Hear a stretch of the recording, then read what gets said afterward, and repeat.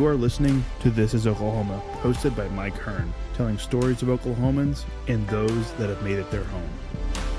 What's up, guys? Welcome back to another episode of This is Oklahoma. Mike Hearn here, host, back with another episode. Excited to share this episode with you today, but before we do, huge shout out to our sponsors. The Oklahoma Hall of Fame have been sharing Oklahoma's story through its people since 1927. For more information on the Oklahoma Hall of Fame, go to www.oklahomahof.com. And for daily updates, go to oklahomahof on Instagram and give them a follow. Our other sponsor today is Chickasaw Nation. Now, the Chickasaw Nation have sponsored pretty much everything in Oklahoma. They're a huge supporter of Oklahoma.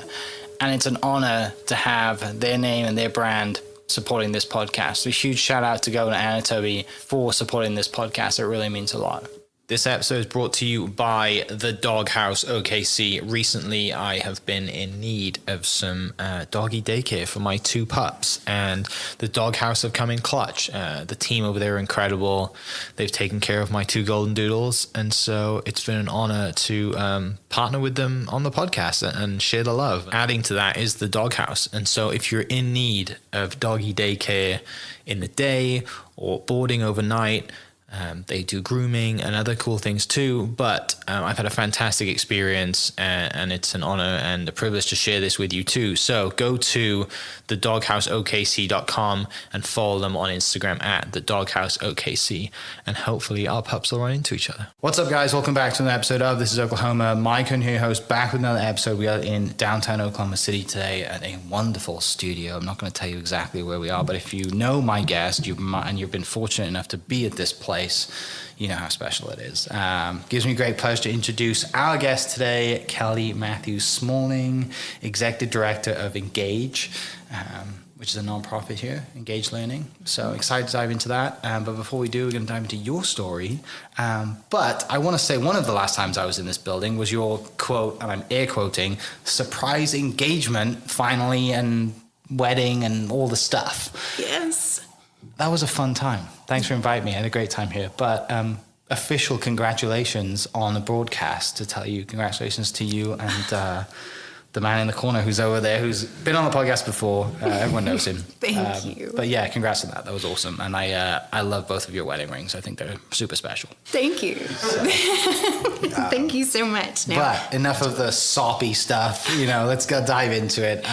Tell me a little bit about you. When people meet you for the first time, what do you kind of tell them, who you are, what you do, and why you do it? Oh, goodness. I make Mischief.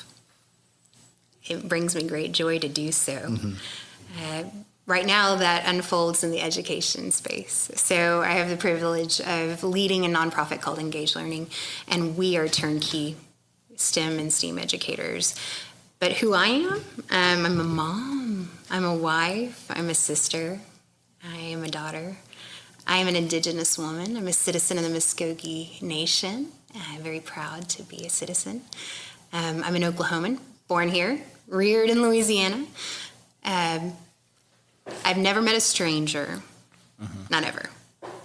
I used to fly alone when I was 6, and I would tell jokes to the people I rode next to on planes that I would read out of the back of magazines just to break the ice. And I learned there to be a little communicator. So I have a broadcast background and a science background, and I just like to make sure that I unsilo wisdom and I speak truth, and I build, collaborations and leave things a little shinier.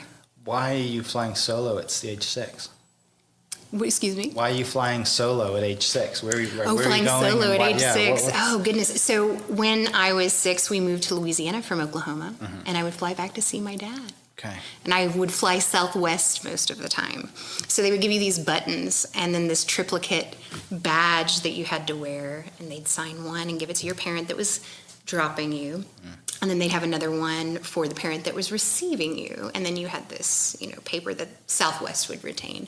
So there was me. My feet wouldn't even touch the ground. And I was telling jokes about husbands cheating on wives and not getting into heaven and all of these things. And grown-ups sitting next to me asking, who is this little nugget over here telling jokes like a stand-up comedian? But, humor is a great tool to have in your rucksack. If you look back now and see your 6-year-old or your 7-year-old or your childhood self, and you know where you're at now, but you tell that kid where they're at, what do you think that kid would say? Do you think they'd be happy with everything you've done? Well, so to get real serious right off the bat, I think they would be super proud.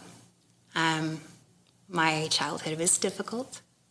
Obviously, if I'm flying at 6 years old, there was a level of resiliency there.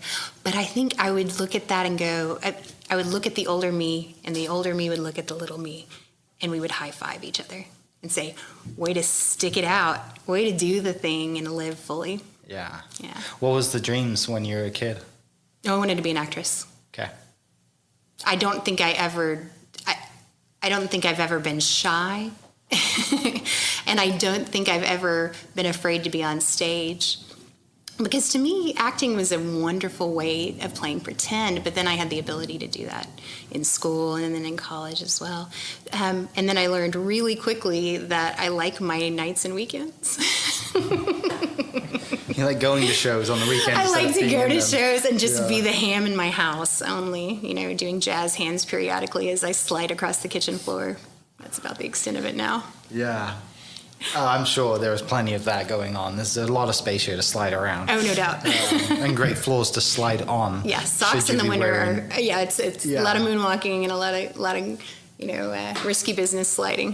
Who, during that time then as a kid, who were like the I guess, prominent figures that you look back on that maybe at the time you didn't understand or didn't realize were having a huge impact on your life, but now you realize that they did? Oh, goodness.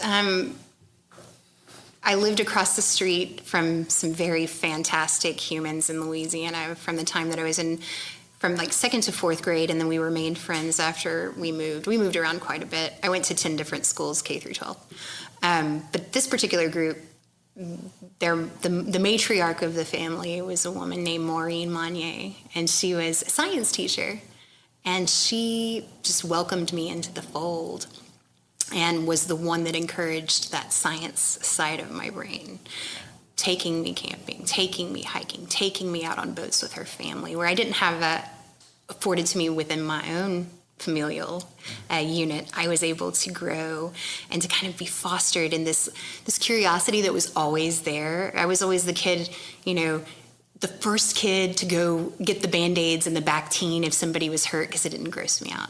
And I was digging in the dirt, pulling up earthworms and leaving milk in containers outside to see like how long it took to get real funky.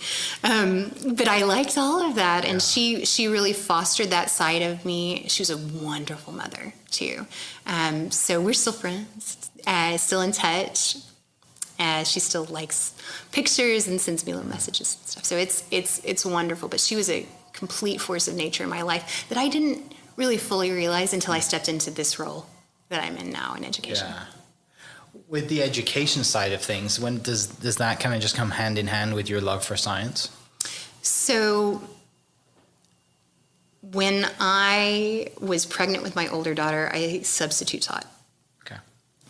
And I was always very involved when I was in church. When I was involved with church, I was always involved with the youth group and spoke with youth, did disciple nows and things like that. But really, education came online for me seriously when I became a mother. I stayed home for a little bit with my girls. I have 2 daughters, Ryan and Caroline, and I was able to be homeroom mom. And it was during that time that I really more fully understood the requests we are placing and requirements we are placing on educators. And so I would go read at the classes and, spend time with the kids, razz them, form bonds. And then I decided to go back into my graduate studies after watching a documentary about climate change. But even after I got out of my program and I worked professionally in the corporate world, I chaired education outreach for Oklahoma Women in Technology. I always plugged into making sure that people understood the value of education because it is truly the one thing people can't take, right? You can fire and wire new neural pathways until you die. So that means that neuroplasticity exists within all of us, and it's a matter of just using it or losing it. And most children don't understand that they can become their own agents of change if they are provided the right scenario.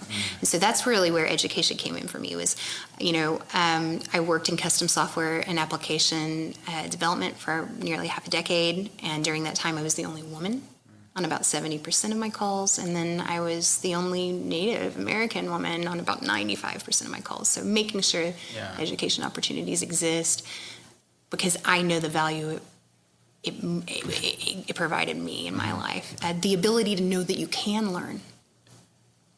Teaching someone how to learn and teaching someone how to fail. Those are skills that are so relevant across any vertical or any scenario in life. It makes people valuable employees. It makes people valuable partners personally in life. So I will always champion education. Yeah. It's when we really forget about it after we graduate, right? You graduate or you go to grad school and, you get a job and maybe you've done all your studies and that's what's got you your job, whether it's, all the things, right? You kind of, and you don't need an education for most things, but there's things that, whether it's accounting, going to law school, teaching, whatever it is, like I would be shocked I would love to know the stats on if we went out into the street, in Oklahoma City and be like, what are you learning right now? Just ask that to everybody. Mm-hmm.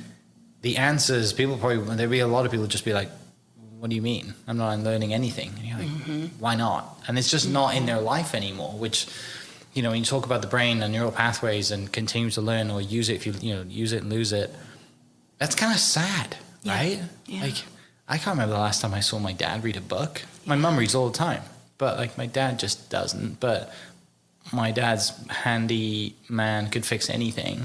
So he's learning that way. Yes. I was going to say, there are lots of ways that we can learn. But not traditionally. He didn't graduate high school. But I would be interested to see, and also know the stats through the years of how old you are, which generation, are you in your 40s, 50s, 60s, 70s, and then you continue learning, and how is that working?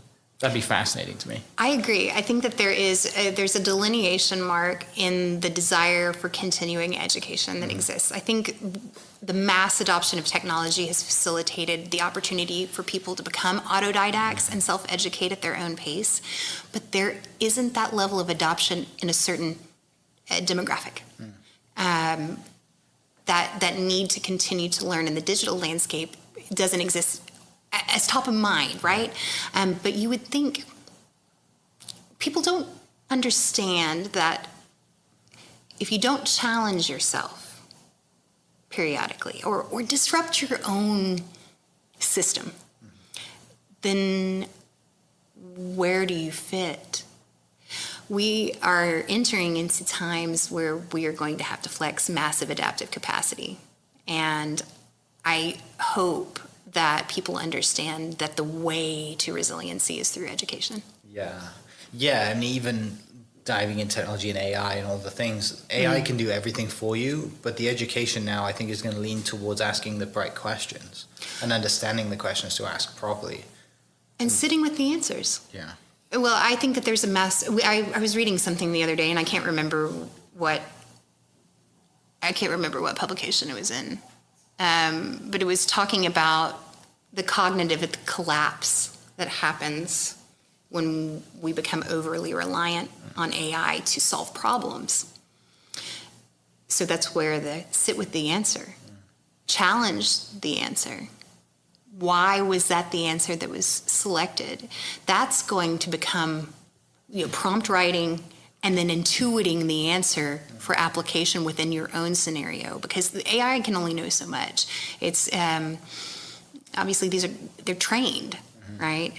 We process things far faster than AI does, but it can give us a good framework. But if you become overly reliant on AI to answer and solve, you're denying your own absorption of knowledge and your own frustration through to the breakthrough, right?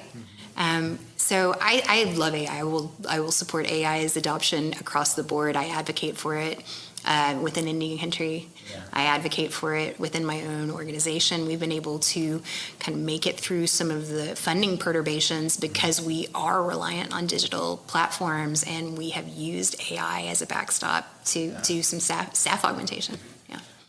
talking of technology and kind of like your education, where do you go when you're in high school, college, grad school, and then how during that timeline does technology start to get integrated into that, and where do you start finding a passion for how you can use that? Ooh. I think the earlier humans are exposed to technology, the more we will understand how we move in harmony with it. So I would say it's the older people, there's a hesitancy, and there's nothing against that. I mean, I understand completely. Yeah. We just hate change. The older we get, right? Right. I mean, it is, because it's just another thing to have to do, right? I just want to like level road for a few miles, and I don't have to turn again. But that's part of being human. Where I see AI and technology fitting is going to become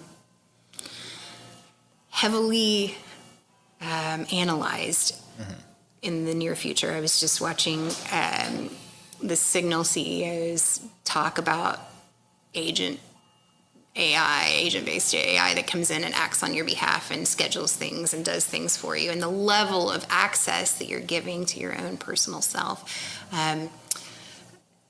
We want to maintain a good balance between utilizing the positives of AI, but protecting our humanity. And what I mean by that is, if we can't struggle to solve a problem without AI, what have we evolved into, right? There should always be a contingency. There should always be a redundancy that's a human backstop to anything if we're looking at something significant, including something as significant as writing an essay. Yeah. Right? We really want to make sure that we're fine-tuning things. I was privileged to get to go to South by Southwest EDU this year and sit in on a talk about the application of AI in elementary math courses as a way for the educator to allow the AI to grade, because it's very straightforward. You can train those models really easily. It's not subjective at all. Not only could it grade the AI, but it intuits areas of confusion, so that the teacher not only has the grades accounted for and that time back in their schedule, but they now have the ability to analyze their own education techniques for efficacy. Yeah. Right? That's powerful. That's where I see AI coming in the classroom. The machine learning that's going to come from being able to model education data sets, I think, is going to be really interesting too. That's an emergent space that I'm watching closely. Yeah, well, and not to mention as a mum too, right? Like using all this alongside, and do you limit technology, or do you give Ryan free reign, like whatever it is? Like there's so many. She listens to Alexa when Alexa tells her to do something more than she listens to me. Programming Alexa to tell her what to do. Yes, well, you can set reminders, and when we had a pretty easy schedule, I leveraged that, and she found the direction from the AI to be a little more palatable, I think. So, that is what it is. That's awesome. We use manners though, because Skynet at any point, who knows? Yeah, right. Yeah. When during your kind of like, not late childhood, early adulthood, do you think that, like, do you get that buzz or that just like spark from technology, and you're like, oh, I can't wait to dive into this and apply it to everything I have personally for you? Ooh. Is there a key moment? Two moments. First time I got a CD player. Oh yeah. So, I have music written down in my notes to talk about. So I love music. Anybody who knows me knows that, like, if I'm existing in another universe out there, I'm probably a DJ.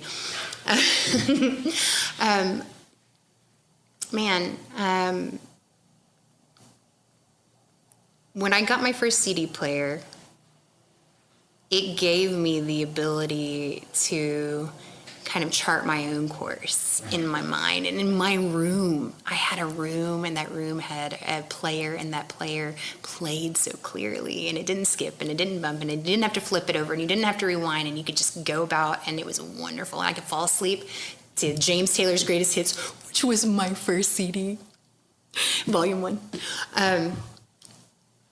The second moment that was, wow, I love technology, was when I first got my camcorder when I was in junior high.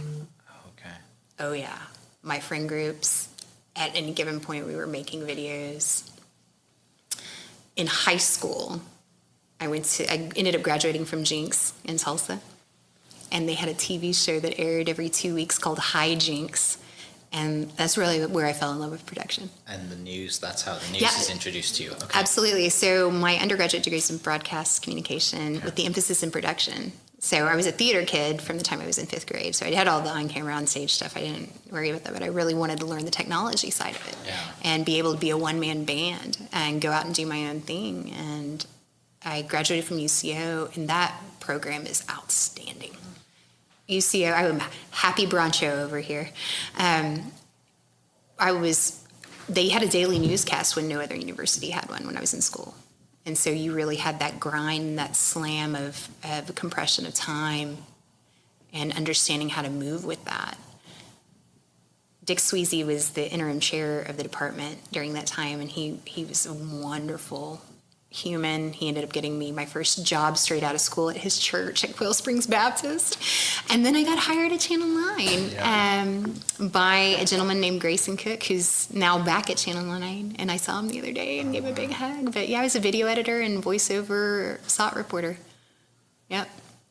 Did you think you were always going to be there when you're going through school and you've been doing it through high school and you get to UCO and you have your news and broadcasting degree and you think, yeah, I just want to be on the news and standing in front of, that camera with a microphone and or standing behind it in production? Like, did you think that this could be a career? I'm going to, retire here as well. And then I guess the other thing too is, a lot of people in that industry, you're moving around a lot, right? Because you're getting into different markets. Some markets are bigger than smaller. And, a lot of the newscasters here generally migrate to Dallas, right? It seems like it. Yeah.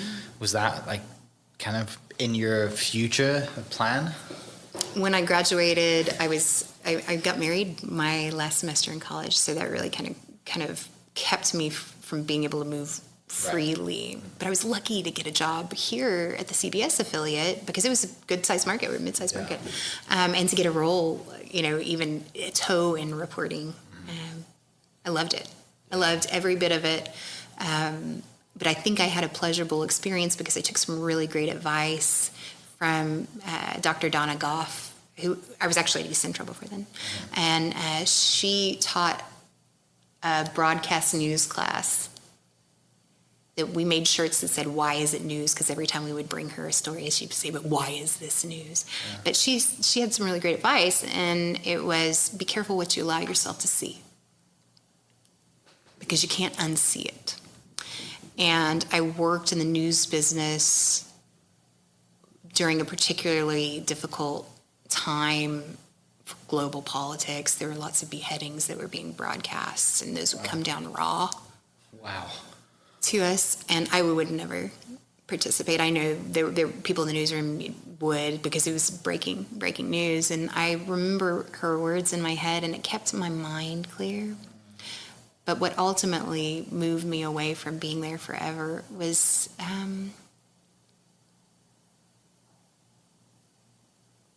the world can be really ugly sometimes.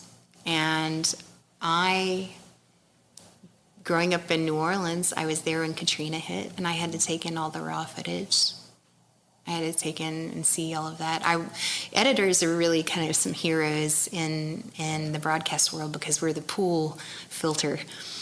For the rest of everything. We see all of it because the photographers go out and spray the scene, as they say, and they shoot everything because more often than not, that's their job, and they know. But then it's up to the editors to be that kind of that barrier for the rest of the world. And after a while, it got harder and harder to set that down because I'm a joyful person, and to see repeatedly humanity kind of stumble over its own footing. It was really kind of demoralizing, but I still remain really, really, really, really close friends with a lot of the folks in that space and place, and I still have a police scanner on my phone. Well, that's leading into that. That is, I think probably the problem, I would say, with news, right, is that, like, disaster and angry people and whatever it is sells, right? Like that, their headlines, it's never, not, it's generally pretty negative towards the one or two videos of, a friend tagged me in a video of her grandmother celebrating the thunder win, right? Like that's feel good content. But you put that up against 10 other videos of disaster or shooting or natural disaster or politics or whatever it is, like it fires people up, and then that drives clicks. But I can see how mentally, when you're dealing with that stuff, it's like the sun's never shining, the flowers are never blooming because my day's full of dark stuff. You don't have windows in an editing bay, right? Like, and then you got to step out into the world and act like everything's okay. Yeah, and when the newscast ends at 10:30, it took a while to be and bed. And it starts again the next day. Yeah, so at noon, gotta arrive and get everything going again. So I edited the 4, 5, 6, and 10. Okay. And I was a newbie during that time too, so I worked weekends and all of the holidays. But I tell you what, I think it's because of that I'm still friends with so many of the people that I worked with during that time, because you just become a troop, a family. Yeah, absolutely. And I'll say this. Thank goodness for reporters, because knowing that we have media and press and the ability to report on what's going on in a space or place is critically important and should always be protected. Yeah, absolutely. You've got to, even before social media, right? That's where everyone gets and people still get their news and everything from there. It's just in a different platform now, but they're still coming through the same channels. It's just that channel is now on Facebook, YouTube, and Instagram. It's on demand. It's still the same broadcast, but it's having and then getting in front of the camera and trying to cover a story that's you don't have much time to do it. Like that side of it is like ties into your acting skills too, right? I'm like, no, I need to deliver this in a concise way. Yes. If you need to. Well, and being able to understand, so the VO reporting was really interesting because you have just a limited time. So it was the times that I did it, it was house fires and things like that were just boom, boom, boom, and you get people on the spot. I think the greatest frustration with the reporters that I worked with over my time and still is there's just not enough time to tell the whole story. Right? Yeah. Because the whole story is so much richer, and there are so many other variables and externalities that are at play most of the time. That most would lament the fact that they had to squeeze this into 90 seconds and then write it in a way that is accessible to the average viewer, right? Yeah. So many things you've got to have the context for, right, to really understand it. And I think a lot of people who get interviewed are irritated about that too. And they're trying to tell the whole story, but they're not professionals. They don't know. They're trying to get their words out. And then it goes to editing and they're like, wait a second, like you only used this bit. I'm like, oh, sorry. Sorry, the rest is on the floor. Yeah, that's the job. So you said you leave there. Where do you transition to after getting out of the news business? So I stayed home with my daughter for 9 months. So my oldest daughter, she's 18 now. Yeah. I was incredibly proud of her, incredibly proud of both of them. I stayed home, and then when I needed to go back to work, I wanted to do photography, which is a real passion of mine. Mm-hmm. So there was a posting for a school day portrait photographer. And I threw my hat in, and I got hired, and then I got promoted because I started booking shoots while I was there. So school day portraits. I tell you what, you learn a lot about how to communicate with children when you try to get them to pose correctly for a portrait. Smile properly so their parents happy, not throwing a face. All of that stuff, and then how do you say lift up straight? I learned to say point your chin at my chin. Oh, that's a great. Point your nose at my nose. Yeah. So I went there. I was promoted into sales, and then I ended up transitioning into the sports side of it. and was able to book all of OU athletics, team and individuals. And then I ended up running the sports division of the photography company. So it's called Candid Color Photography. Okay. They're a national photography lab that's out of here. They founded Glamour Shots and Party Pics, right? Yeah. But they also have a very robust sports division that does team and individual league shots and stuff like that. And so I worked for them for a while, and I would train people how to sell and book, and kind of top to bottom, make sure they were making money off of that engagement as photographers, because really the why of my division's existence was to kind of proof of concept, new photography techniques, new lab technology, and new methodologies for selling in the digital landscape. It's in the middle of when Kodak was transitioning, so it was a wild time, and I stayed there for 5 years. Okay. What is it about photography that just kind of gets the juices flowing and lights you up? It speaks when I can't. Okay. I like to show. Actually, I don't even mean to do it. I'll be walking by something and it stops me. There's a framed something that I have to capture. Yeah. It's like a pull. It's like smelling, a good pastry. It's like, oh, but it's a picture. And to me, when I see pictures, there's always a song that kind of goes with it, or it will help whoever's seeing it understand how I view it. So I tend to, whenever I post my photography, to partner with the song, because it's a complete sensory experience for me when it happens. And photography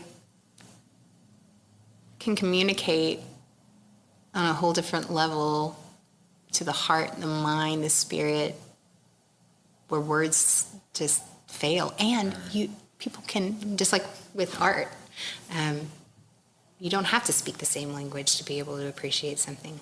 And I really like anything that brings all kinds of people together. That's my jam. Was there I know you mentioned a moment with music and technology. Was there a moment with photography that you like, oh, I actually have a natural eye for this and this speaks to me? In my father's office, I don't see him anymore, but in my father's office, I'm pretty sure there sits a picture of the bumper, a chrome bumper of a Chevy, old Chevy, like a 57 Chevy, that just happened to have a license plate from Kansas from the year 1948, which is the state and year in which my dad was born, on a vehicle that he loved. And I took this perspective picture of it, and it was gorgeous. And I looked at it and I'm like, did I do that? did that come out of, did I make that happen? It was filmed too, so I didn't even know what it looked like until I picked it up from the processing center. So I got it and I looked at it, and it was kind of like looking at myself when I had my braces off for the first time, and I'm like, oh, that's my smile? Oh, that's my picture? Oh, okay, all right, very good. And then from then, I've taken the training that I had in the photography company and kind of married it. I only shoot on my iPhone. It's a fun limitation that I have to work with, a fun constraint, if you will. I think I wouldn't be as honest if I had to pull a camera out. Yeah. It's a great piece of technology to have, and I recently had Kevin Ford on the podcast and Emily Barclay, and they're documentary filmmakers, and he's like, all you need is your iPhone. It's like, I film with my iPhone, not all the time, but if it's all I have, it's adequate. Yeah. And having that, being in the right corner or being in the right moment and getting the shot, and whether it's photography or videography, if it's all you have, you work with what you have. Well, I think you've hit on something really interesting here, working with what you have, because we're all photojournalists now. Yeah. But none of it, we are not trained. No, and we get instant feedback, right? You don't have that waiting of the film and as much, obviously. No. People still shoot in film, but you don't get that, like, oh, you gotta wait, does it look good? Or delayed gratification, right? Or the seriousness, kind of like learning without AI, the seriousness of course correction. You pay a lot of money to develop film and you've overexposed the entire roll, you tend to hang on to the course correction for a while of what you need to do. You don't have that same kind of backstop to reinforce the adaptation or iteration or versioning that you're doing. But I think along with the fact that everybody is, and they are all becoming journalists in their own right. We all have cameras to capture whatever moment unfolds before us, but none of us have the ethical training, in mass, to know what should or shouldn't be captured, and then what should or shouldn't be broadcast. And that isn't should or shouldn't freedom of speech. There are some things that, for instance, if you're in a crowd full of children and maybe one of those children is in a protective situation, you can't just throw that up there without permission. People don't know that. It's not even on their radar. No. Right? And you don't know who's watching, right? So it's an interesting time. We've kind of opened Pandora's box where that's concerned, but I will keep it open. I think the benefit outweighs the risks with that. Yeah. Somebody once told me, and this was in kind of the terms of, kind of keep your head down, keep doing what you're doing. The right people will reach out to you because somebody is always watching. Yeah. And you never know that because they never tell you they're watching. But you might get an email or a message or a phone call, 18 months from now, and someone's been following you this whole time, kind of just checking in to see if you're, whether it's for a position, whether it's for, artwork, whether it's for a job, like whatever it is, you don't know that they're watching, and you have to constantly have that reminder because, you might go do something and post something that you think is completely fine, but it's affecting somebody somewhere. Somebody right? somewhere, absolutely. And I think about my brother. My brother's fiercely private. He doesn't even use his name on his Instagram, and he has 0 pictures posted, right? If I were to post something in a scenario where I know that he values his privacy, rightfully so, but if I were to throw something up like that in a familial environment where he's probably letting loose or doing something, that could jeopardize the professional outward persona, and not in a bad way, but like what he's crafted over time, that could be turned off in 1 second. Yeah. And I don't think people think a lot about that kind of stuff. Yeah, because you don't think about, or you're not in control of the way that somebody is viewing it, right? You see it through your eyes. Oh, this is fine, it's just a picture. But when someone's viewing it from their perspective and they don't like it, or they see something that's off, Absolutely. that's not like, No. you're totally out of your control. 100%. And with 0 intention as well, but someone sees it and they're like, oh, that's... Well, they read into things. And I think I was having this conversation with my husband the other day about, the digital nuances of how you act on social media is very much like the fan behavior, from the 1600s, where people were slapping and doing this, and there was just there's all this subtext that's going on, and if you aren't careful, or if you don't remain kind of digitally proficient in trends and understandings of things, you could be unintentionally representing yourself incorrectly. That's the tough part, right? It's just waking people up and making people educated on that. The kids are growing up now and they don't know. That's just the way they were raised. They think, oh, you're in a public place, we can shoot video and take photos. And, because there's obviously a lot more opportunities to be creative now than there were. Oh, yeah. Which is great for you as an educator and to be a mom and be like, look, Ryan can kind of have everything she wants to create and, kind of build those neural pathways and have this AI enhanced learning. Good and bad, right? Like there's it's great, but there's also people that, take it different ways. Moving on with you though, when you were with the photography company for a while, take me to that time then when you transition. What do you transition into? Are you doing a little bit of teaching as well as in that time, or does that come after? So I stayed home. Substitute teaching. I stayed home and had my second child. Okay. And I was a terrible stay-at-home mother. I was incredibly bored, and I hate laundry and I hate housekeeping, but I became proficient. You don't strike me as someone who likes to sit still or fold clothes and all the things. No. So I became homeroom mom. I helped out. I was a good neighbor. Yeah. I was a really good neighbor. I miss my neighbors terribly from that time. I love them completely with my whole heart. We had a cul-de-sac, and we would we all had children, and we'd let them run, and it was really, really kind of sweet time. And then I watched a documentary. This documentary you speak of about climate change. Yes. Chasing Ice is the name of it. Okay. And I watched it, and I watched these scientists trying with such intensity to communicate the climate crisis, what was unfolding, and they were terrible communicators. They were horrible. I mean, I don't, no offense to anybody, if anybody knows someone in my heart broke because I was understanding, because I have a high aptitude for understanding technology and science, right. But even listening to them, it was like, why, what? No, okay. And it kind of created maybe like an irritation or an itch inside my brain. Like, Kelly, you're a trained communicator. Maybe you can help out, since you have daughters that are going to have to live through the outcomes of the decisions that our generation's going to make, right? And I was like, okay, so what do I want to do? I want to go to meteorology.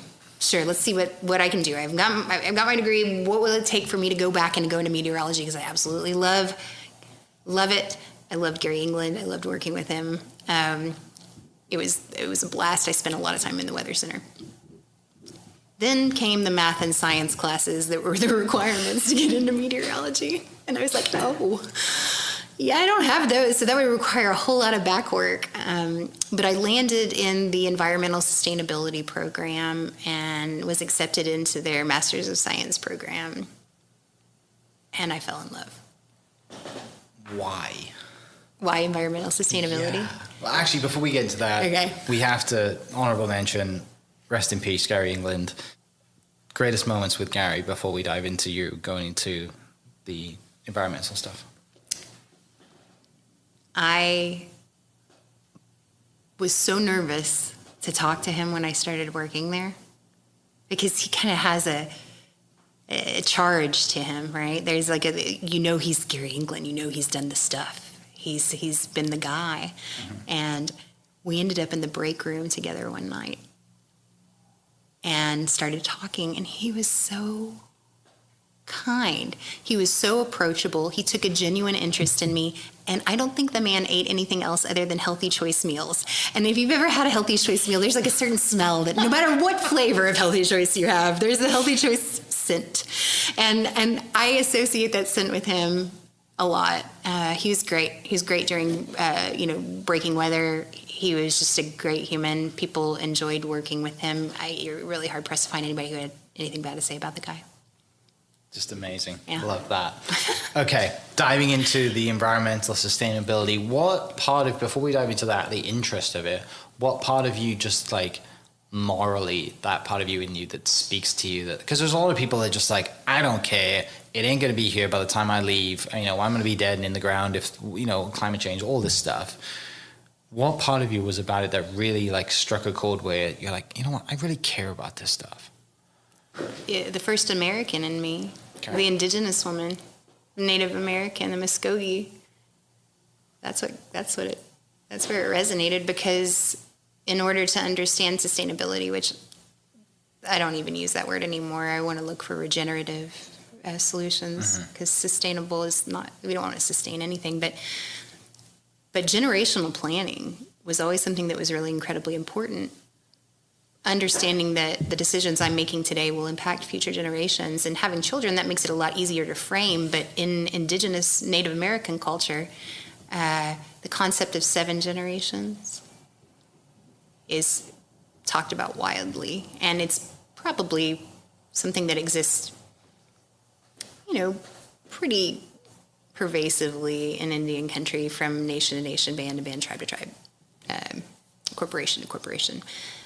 But it's the concept that you are making a decision today that will impact your line 7 generations from now. Okay. And a lot of people have heard that. especially in Oklahoma. There are companies called Seven Generations. They've capitalized on those kind of things that indigenous wisdom everybody wants to get in on now. The part about the Seven Generations that speaks to me, though, in this moment, was the fact that I was somebody's seventh. Oh, yeah. Yeah. And that meant that somebody fought and cried and persevered and survived so that I could express my intentions and obligations as a Native American woman fully. And if I have the opportunity to do that, the greatest issue facing our planet right now is ensuring that we don't tip the scales too far in a direction that makes living on this planet any more inhospitable for our particular species and the other species that we have the privilege of sharing this planet with. Right? Yeah. Understanding that there is a harmony that exists between man and nature. Understanding that nature wants to heal itself and we tend to get in the way. It's been as much of a journey for me to come home into my own nation as it was for me to understand how I fit my particular skill set, all the things in life that I'd gone through that brought me to a moment of being able to communicate the complexities of climate change in a way that's accessible to the layperson, right? When you speak to people and you speak to them in acronyms and, industry jargon, they opt out of the conversation. They'll be very pleasant. Yeah. They'll be very nice, but you can see the glaze in the eyes and the fear that they can't contribute or the fear of being perceived as ignorant on a topic. People tend to opt out of those conversations and self-select out if they feel like they're being talked down to or if they're being talked above their head. So it became a passion of mine to be able to speak the science and technology in ways that are accessible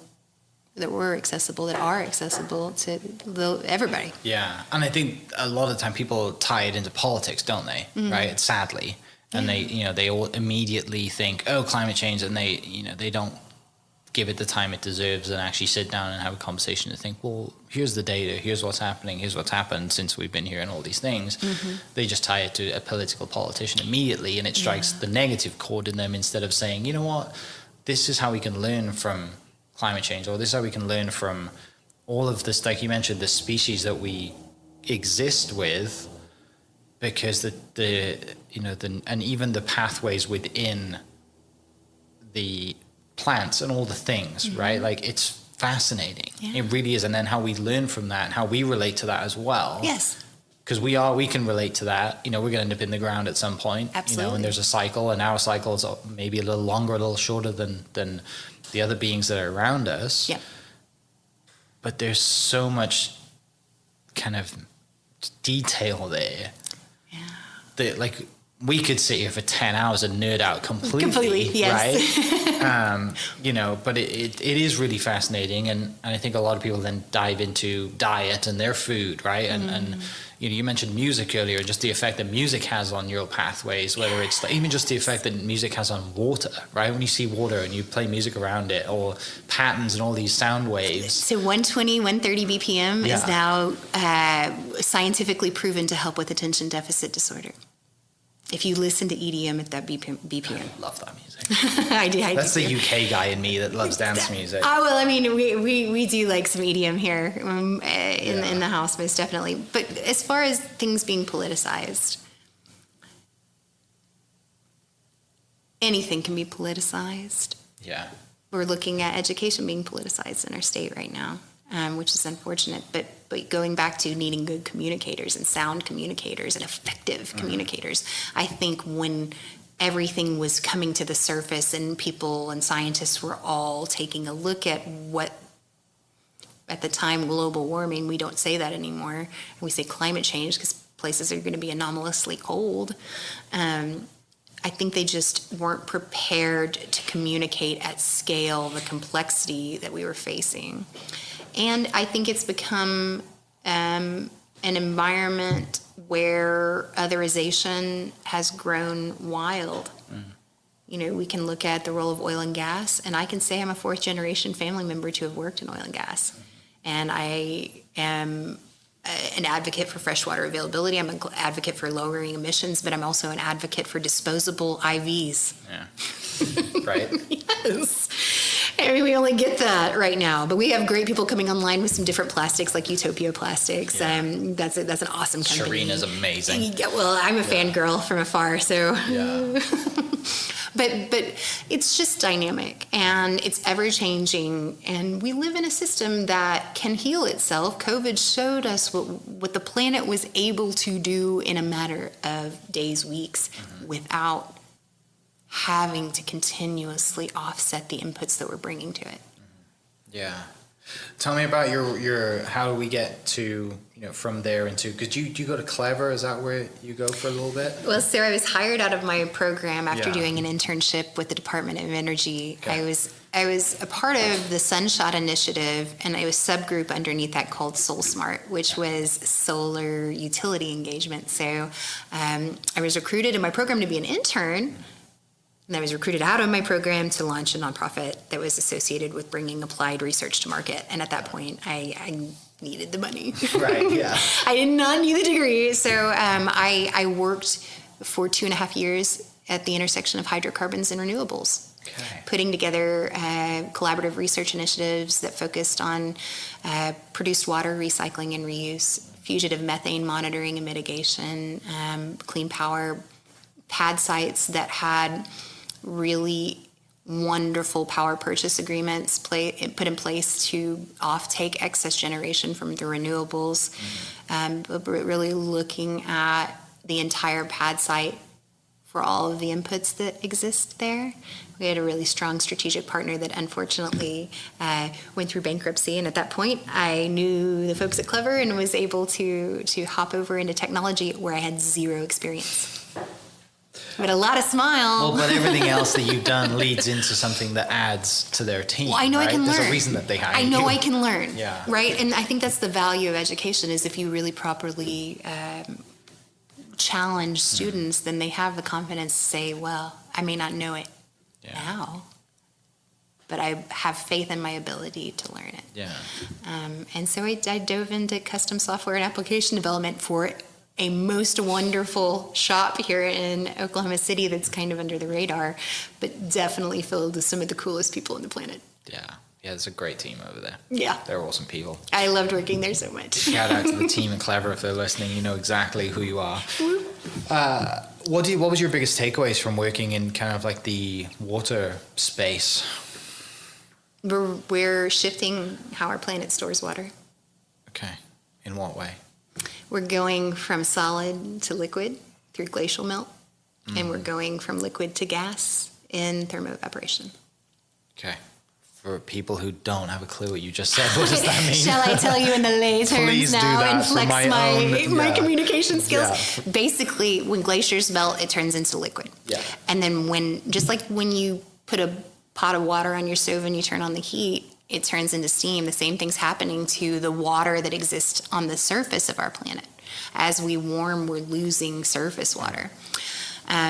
We are drawing down on groundwater and our aquifers at rates that are unprecedented. There's no way to tell how much the drawdown is impacting the aquifers across our nation, but it's happening.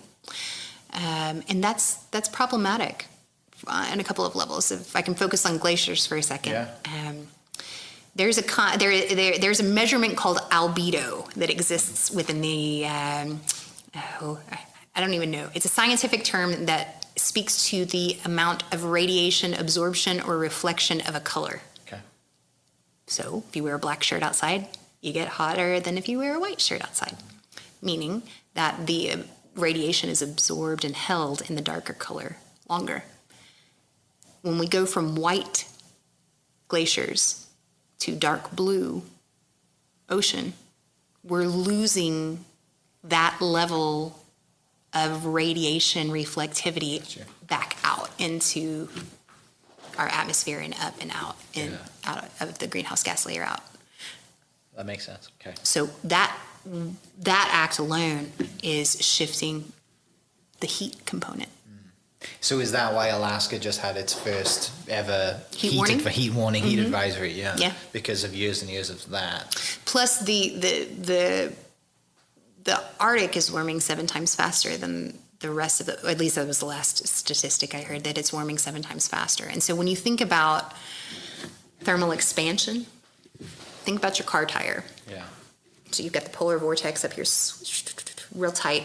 As it warms, it starts to expand on a molecular level, which means that we're seeing these cold snaps come deeper and farther down because we are expanding the polar vortex.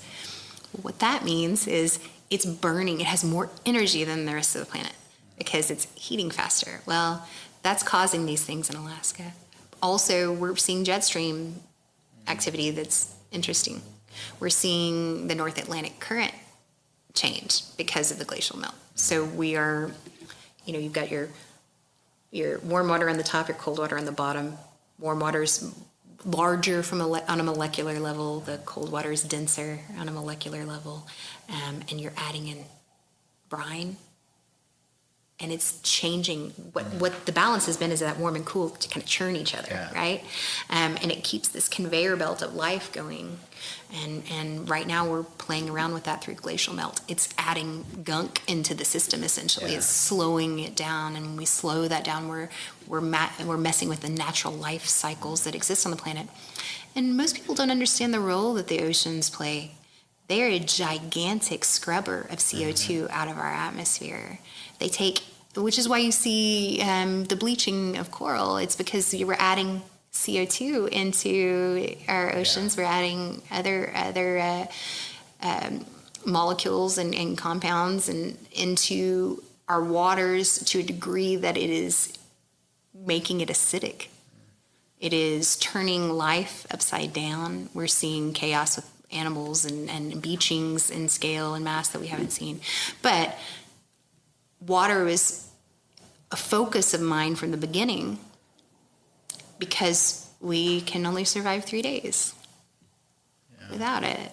And we know that as the planet warms, water is going to shift. And so I focused in my program specifically on the hydrologic cycle, but really where temperature rise and conflict outbreak. So understanding the role that heat plays in the hydrologic cycle and how that drives conflict from the interpersonal to the societal. Yeah, weird. It's fascinating stuff, though. I love it because it just has, not to use a cliche, but the ripple effect from it is far and wide. And, you see this effect somewhere in some place that you never expected, and you tie it all back, and you're like, it's because we've got more water in our oceans. And you're like, it's not as simple as that, but it is. Well, right? Well, you look at places. So when I was in my program, Cape Town was facing its 0 day with water. So, millions of people can't, they're going below their water line. Sao Paulo as well was going through that at the same time. And it was really interesting to me. I also studied water fixes. So I studied the California water fix and the Louisiana Coastal Restoration Project from a systems thinking standpoint, from a complex adaptive systems standpoint, understanding, these are billion-dollar investments that the respective states are making to ensure that fresh water flows. And neither one of the plans is really sound. Surprise. Shocker. Yeah, right. So it was important getting to work in oil and gas. Oil and gas is an incredibly water-intensive vertical. The water problem is the biggest nut that has to be cracked within the next decade in oil and gas. And we have so much of it here, don't we? And it's a huge business. Yeah, and depending upon the formation, you may have 9 barrels of water to 1 barrel of oil in an extraction process. So they're pulling water out too. And I got to be a part of projects that looked at valuations of the constituents that existed within that water, from saline to rare earth elements. Very cool. People listening, someone in here is listening is going to be like, it is really cool, and someone isn't, but that's the beauty of everybody and what they're into. But I am water fascinated nerd by it. Yes. Because I think a lot of people they just don't think about it because it's not on their radar. Yeah. They turn their tap on, their water comes out of it. Like they're not thinking about it. So they're not living in a place where their water is discolored and it's got, stuff in it that, can really ruin you. Yeah. Depends who you talk to on that, though. There's a lot of people out there that would argue that. I mean, lead and arsenic are pretty, hexavalent chromium. Yeah. Those are all some pretty gnarly things that should not be in water. Right. We could sit here forever. I know we could. Let's talk about how do we transition into you then being the executive director of Engage Learning,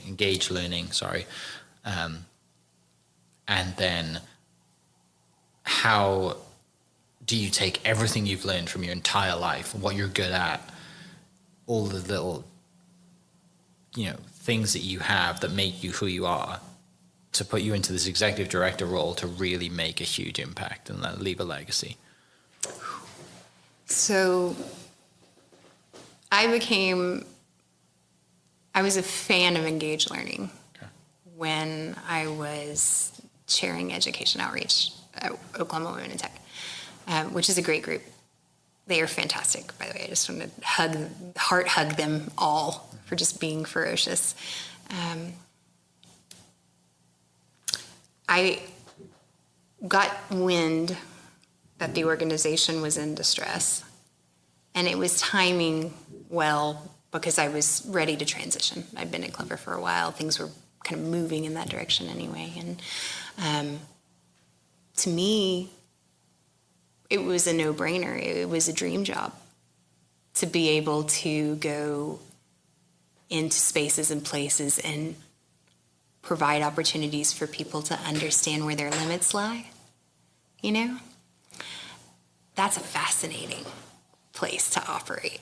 And it brings me joy. Now, is it a gnarly situation I stepped into? Oh my gosh, yes. Do I know anything about nonprofits? Not as much as I probably should have stepping into this role. And I don't have a formalized education background. But I stepped into a role with a team of some of the best people who are oriented perfectly for their role.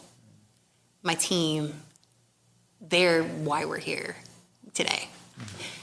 It has been such a joyful moment for me to be able to step into power to speak to the little girl, the 6-year-old, right? And say, I'm going to give that version of you a chance to make some mischief.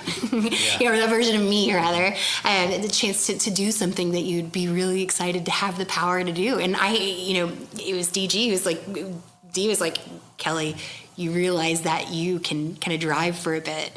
And that's why I have the Care Bear here, because the Care Bears are something I loved when I was little. And so now I have like a line of them that every time I have a moment of success, we go to Old Paris Flea Market and go buy myself a new one.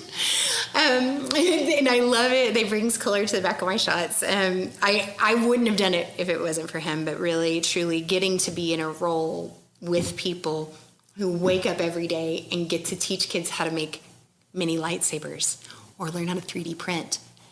Or really, when people ask me what we do, I say we teach people how to fail. We teach people how to fail successfully because we work with a lot of kids in underserved and underrepresented communities. We work with a lot of adults from privileged communities, and no one knows how to fail. I mean, I'm an adult at 34 years old, and I mean, it's not something we enjoy doing, but I was never taught how to fail either, and like, it's something that I think people, you always hear the things, the business gurus fail faster and all this thing, but what does that actually mean, right? Because but we all have head trash. How do you deal with it? Yeah, you aren't the failure, the moment, the attempt. So I've had this awesome opportunity to get to spend some time with the Vance family at Remington, and through DG's partnership there, it's been really great. And I was having a conversation with one of the folks out there talking about jockeys lose more than they win, but they don't look at it as something that's going to stop them from getting back up on the saddle, right? No, they're like, okay, what did I learn this time? It's like golf. We play golf. right? Yeah. We're both golfers. Yeah. It's the micro changes. You don't look at a bad drive as a failure to the hole. It was just that moment, that swing, that choice, that bad grip or distraction. No one or, makes 18 hole-in-ones. No. Yeah. And I don't know why we have placed pressure on the classroom and the outcomes or activities in the classroom to have to be always successful. When we do projects with kids, sometimes we'll disrupt them intentionally and say, and now you have an extra project, or you don't have scissors anymore. And time limit, and so you put them under, like I said, absolutely different circumstances, so they're not going to succeed, but they learn that way. For sure. Yeah. And how to do so collaboratively is even more difficult. Yeah. So doing that in a group setting, doing that with a group of 8-year-olds, it becomes complex. Yeah. And, teachers have to deal with that every day, but really what we zone in on is creating moments where they can fail, break through to succeed in success. And then you've done it. Yeah. That's the moment where they realize that they can. And whatever challenge it is, whether it's like, oh my gosh, the flusher on my toilet broke off. Do I need to call somebody or can I do it myself? I hope every child and learner that is working with Engage tries it themselves. Yeah. Goes to Lowe's and buys the dadgum bits and pieces and just at least gives it an effort, because I think I am contending, and I've had to contend over the past decade with a concept that I call Tefloning, which is when something hits somebody's desk and it just slides right off onto somebody else's desk. I'm a little worried about that concept and how pervasive it is in society, and I hope what we're doing at Engage is teaching kids or learners, when something hits their desk, it's there for a reason and there to review it because their mind's valuable. I think a lot of the reason we see Tefloning is because people don't want to fail. Yeah, I agree. And it's not an easy thing to do. It's not an easy subject to talk about. It's not an easy thing because... And I think you probably have to do the education side of it also goes into the group setting and being like, I think a lot of people don't push on or try one more time. It's not necessarily because they know they can't do it. It's because of the pushback or the teasing they're getting from their peers that are like, oh, you're failing, ha ha ha, whatever, you missed that shot or you missed that putt or, you didn't win that race. Like, that's what I see, and I think that dives into my own personal stuff of like a lot of stuff times we don't try things just because we're not worried that we can't do it. We're worried about what someone will say if we fail, and that comes a lot from. I see a lot of that back home. That's just ingrained in people, and I notice it as soon as I get home. Like there's just a negativity in the air, but they don't realize it, and I only noticed it when I came to the States. Are you familiar with the concept of learned helplessness? I'm not. No. So there's a reel going around on the socials that showed a teacher give her class anagrams, and she gave one half of her class anagrams that were solvable and one half of her class anagrams where 2 of them were not solvable, but the third one was. So the class that had the unsolvable was watching the side get it quickly and easily, not realizing that there were 2 separate tests in play. So by the third one, the side of the class that had the 2 that were unsolvable approached the third as if it was unsolvable as well. Yeah. That's learned helplessness. Yeah.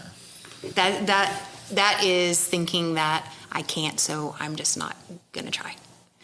Oh, good golly. Dangerous. That's dangerous because then that creates an interiority of helplessness, and it sets a particular person on a path where they have limited agency over where they go and what they do. Yeah. And I don't think that that's okay. No, it's not. It isn't at all. And that's the battle, right? It's the battle of dealing with the mental side of it, because you're a human being, you can learn things. No matter how hard it might be, like you can figure it out. Yeah. Right? And there's certain things obviously, like, you're not going to be a professional basketball player by starting today. But at the same time, you can understand the concept of the game in a day. Absolutely. Yeah. And all these things. But like you said, there's a great quote, I think, again, same reel or something I keep saying on Instagram. I'm seeing every now and then this guy, they asked this guy thing and he said, I'll quote my father. And my father said, what would you do if you knew you couldn't fail? And that question just kind of levels every doubt, right? Yeah. Like, oh, I do this. Okay. Then do it. Then let's start, right? What's that first step? Yeah. You know, and a lot of the times, whether it's, you know, putting yourself out there as an artist or putting yourself out there as an athlete or going for a position that you might not be qualified for, but you know you can learn, it helps the greater good to society for people to do that, because then we raise each other up and we all, you know, it's not just for one person. Like, Yes. we all do this. Yes. How much better is society if we all improve, like, by a tiny little bit? A well-informed populace is a good thing. Yeah. Many minds lead to great outcomes. And I believe that. And if we aren't challenging ourselves to say we can be better and we're 49th in the nation for education, then where are we going to challenge ourselves? You know what I mean? Yeah.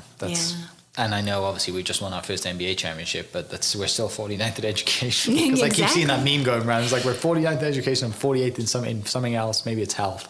But we're number one, and, you know, it is what it is. Well, and it is what it is. You're exactly right. That's where you land. It's through that dissatisfaction. That's the churn in the water that creates change agents within our community. And that's fine. You take all the challenges away, then people don't know what to do with themselves. Yeah. You know? We like challenges. As a species, I think we like to work on things and busy ourselves with stuff. But it doesn't mean that we need to ignore the challenges that exist that aren't pleasant. Yeah. You know? There's some real work for our generation.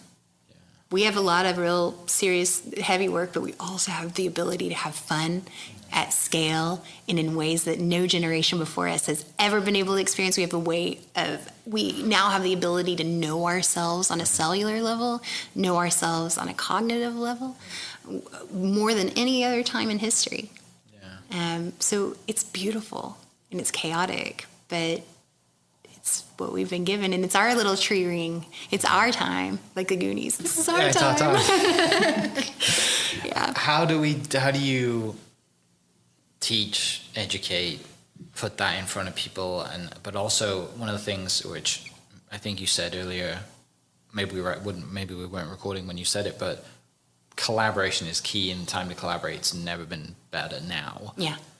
How do you, in your current role, Engage Learning, use collaboration as a way to foster these, new ways of thinking or open these doors for the kids? I'm going to go Jack from Lost here and say, live together, die alone. Yeah. That's where we are right now.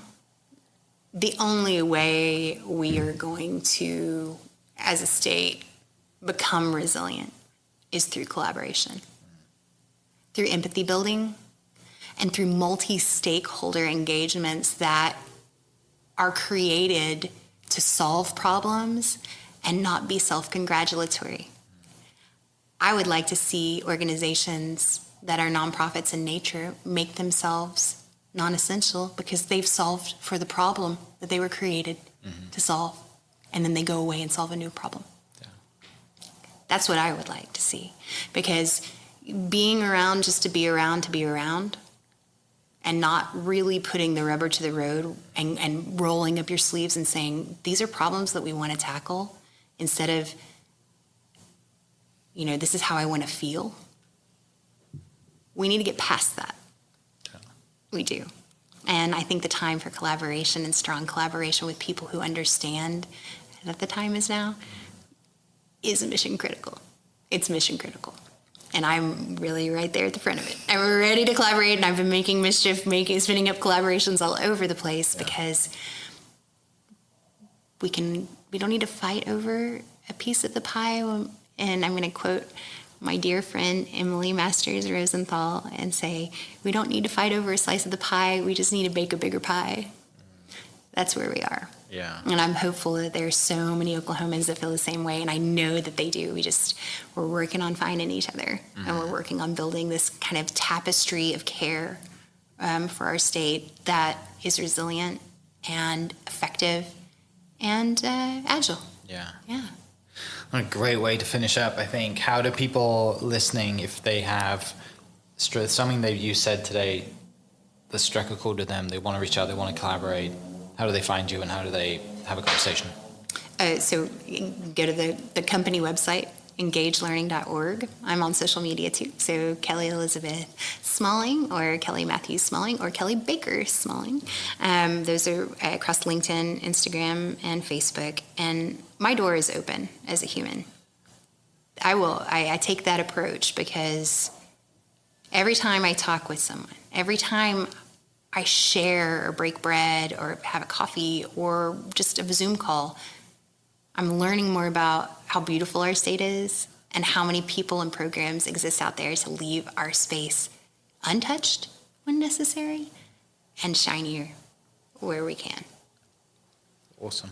I will put those links in the description down below. People can go click on those right away and send you a message. And go get the best pint of Guinness in Oklahoma City. Yes. I'll let Kelly tell you where that is. But if you like Guinness, then Kelly can take you for a Guinness at the greatest spot. Yes, ever. I will tell you. You have to reach out there. I'm not going to plug anybody right now. Exactly. But yeah, thank you so much for sitting down. I appreciate you. Same, fella. Love the heart that you have for just doing what you do and giving to others. And yeah, it's fun to sit across from you and see the passion that you have and come across in not the words that you have, but also in the way that you say them. So thank you for your time. I appreciate it. And for people listening, we'll catch you next episode. Live long and prosper. Cheers. Hope you guys enjoyed that great episode. Thank you so much for listening. As always, huge shout out to our sponsors, the Oklahoma Hall of Fame, sharing Oklahoma story through its people since 1927. For more information on the Oklahoma Hall of Fame, go to www.oklahomahof.com and follow them on Instagram for daily updates at oklahomahof. Our other sponsor, the Chickasaw Nation, amazing sponsor. They do amazing things for the state, and they're always sponsoring something in Oklahoma. They're a huge supporter of Oklahoma, and without their support, we wouldn't be able to do what we do. This episode is brought to you by the Doghouse OKC. Recently, I have been in need of some doggy daycare for my 2 pups, and the Doghouse have come in clutch. The team over there are incredible. They've taken care of my 2 golden doodles, and so it's been an honor to partner with them on the podcast and share the love. And adding to that is the Doghouse. And so if you're in need of doggy daycare in the day or boarding overnight, they do grooming and other cool things too, but I've had a fantastic experience, and it's an honor and a privilege to share this with you too. So go to thedoghouseokc.com and follow them on Instagram at thedoghouseokc, and hopefully our pups will run into each other. Thank you for listening. We are inspired by those around us and hope that you are too. Make sure you subscribe to this podcast on your favorite podcast platform and leave us a review so we can keep telling your stories. For more great Oklahoma content, follow This Is Oklahoma on Facebook and Instagram.